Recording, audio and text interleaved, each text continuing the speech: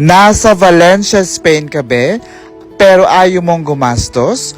Gusto mong makaranas ng art, culture at history?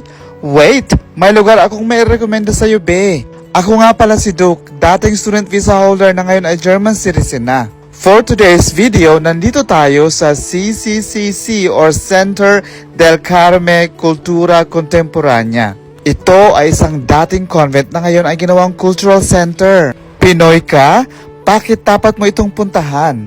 Kasi hindi lang maganda ang architecture, may mga exhibitions, contemporary art, at iba't ibang cultural activities.